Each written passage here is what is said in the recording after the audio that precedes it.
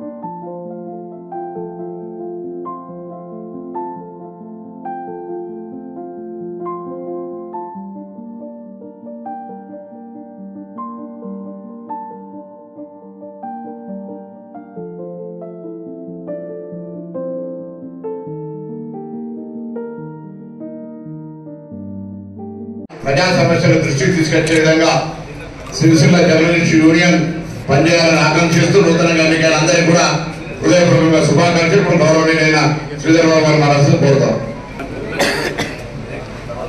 ఈరోజు సోదరులు మూడో వారు ఎన్నికైన సందర్భంలో జయంత్ గారికి హృదయపూర్వకంగా మా తరఫున మా సహచర గౌరవ మంత్రివర్గ సోదరుడు పొన్నం ప్రభాకర్ గారి తరఫున మా సోదరులు ఆది శ్రీనివాస్ గారు, మహేందర్ రెడ్డి గారు, మృత్యుంజయం గారు, మా library committee chairman Satyanarayana Goud గారు అందరి పక్షాన వారికి హృదయపూర్వకంగా శుభాకాంక్షలు తెలియజేస్తా ఉన్నాం। ప్రెస్ ఒక ఫోర్త్ ఎస్టేట్ గా మరి అనేక సందర్భాల్లో ఈ ప్రజాస్వామ్యాన్ని పటిష్టంగా ముందుకు నడుపుతా ఉన్న తరుణంలో మరి ప్రెస్ కు సంబంధించిన మరి వారి మిత్రులందరి వారి సంక్షేమం, వారి హక్కులను కాపాడే ప్రయత్నంలో క్లబ్లు ఏర్పడ్డాయి। ఈ క్లబ్లకు సంబంధించి ఏ ఆదర్శంగా నిల్చొని పనిచేయాలో అదేవిధంగా పనిచేస్తూ ఉన్నాడు జయంత్ కనుక మూడోసారి ఎన్నిక కావడం జరిగిందని మేము భావిస్తా ఉన్నాం।